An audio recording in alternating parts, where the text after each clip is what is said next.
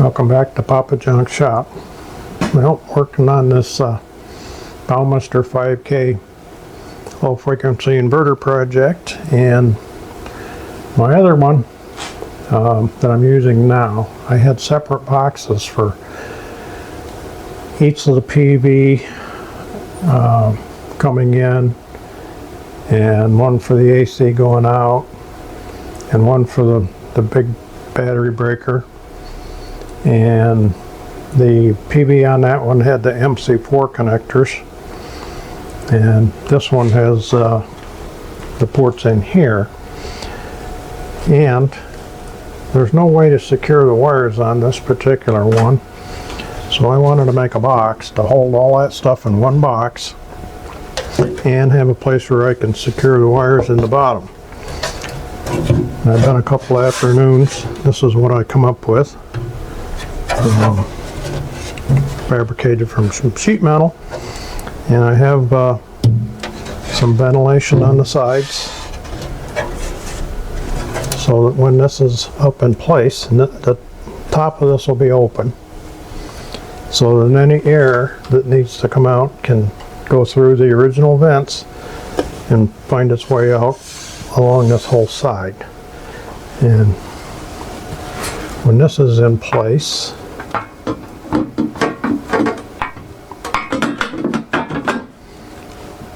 and the top is on, let's see, the top is here, but I'm still working on the painting part. When that's in place, it won't obstruct these. So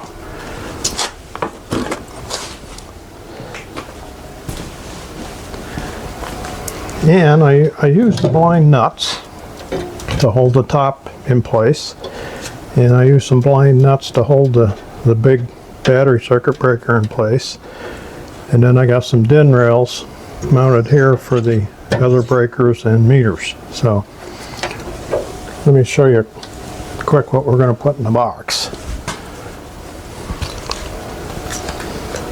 Okay, that's the main breaker for the battery.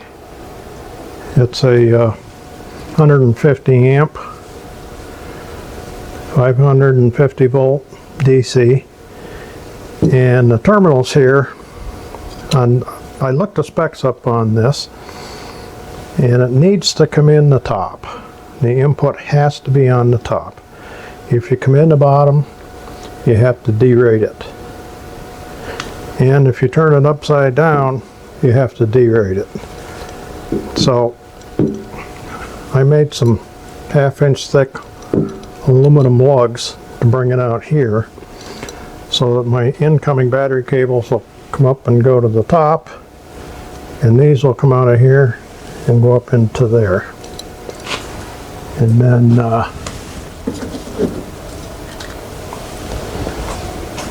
these are going to go about like so.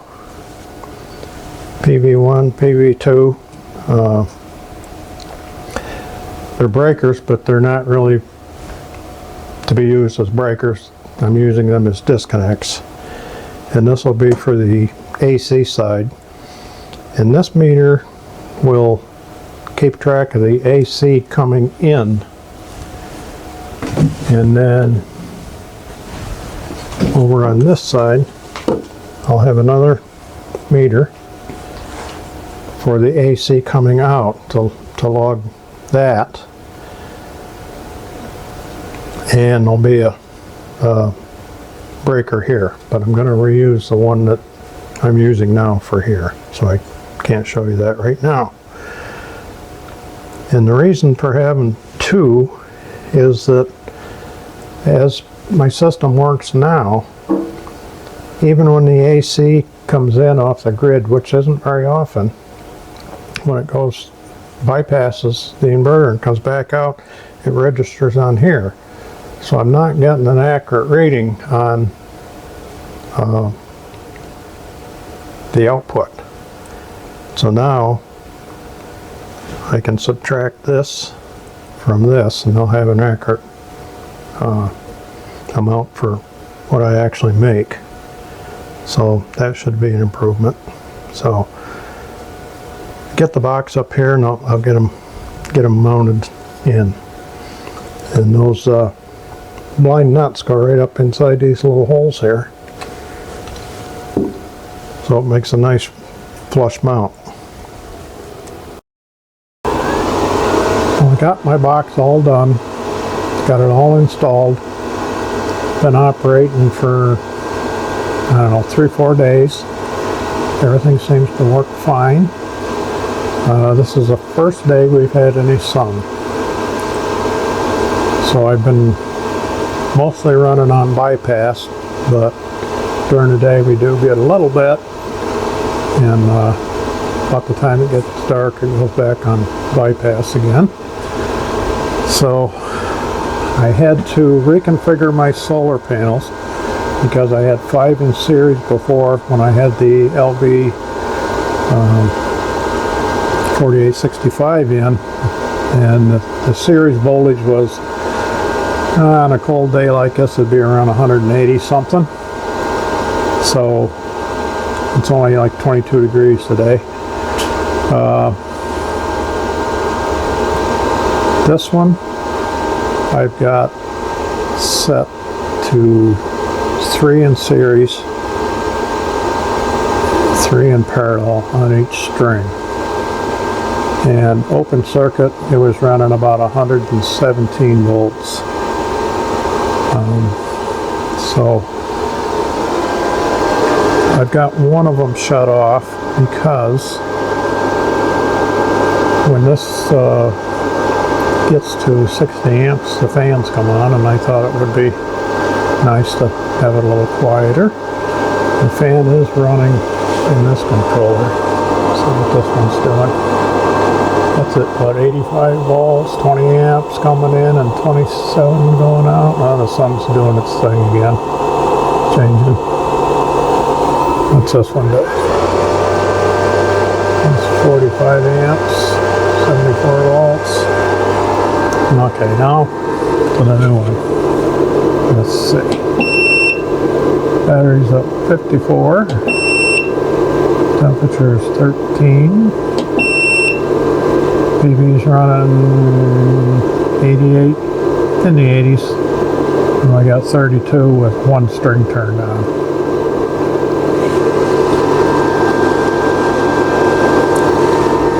And down here, this is the AC going in. What I've used 13 kilowatt hours on bypass, and I've actually made well 48 here, so you subtract the 13 from the 48 to get what we actually have made.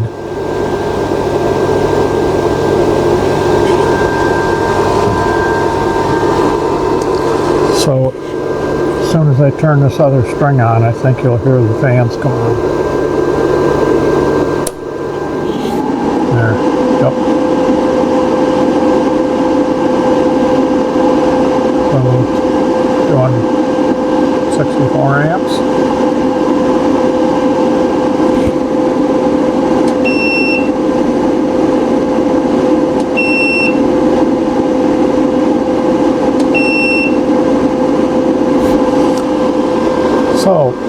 So far my experience has been good. It was both good with PowMr.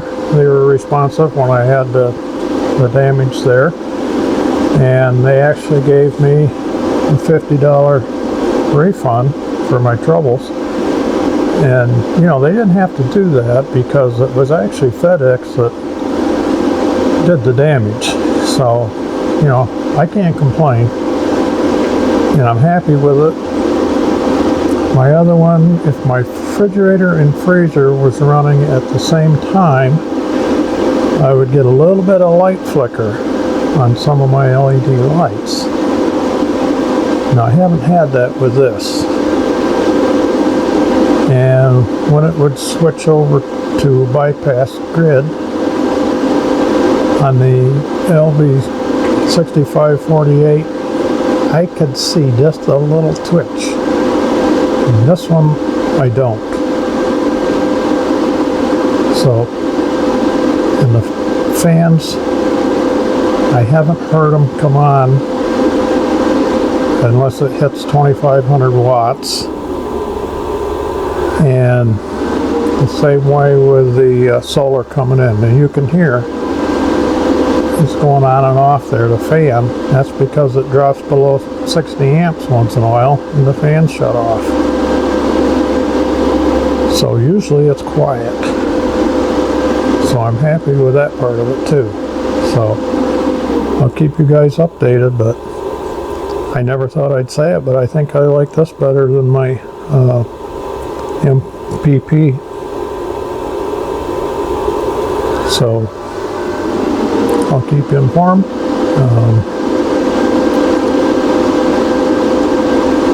I think we'll call this a video. Thank you for watching. If you haven't subscribed, please do. And if you liked it, don't forget to give me a thumbs up. See you next time.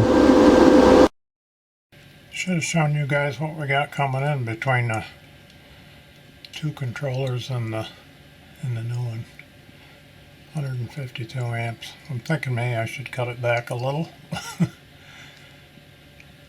Working really well.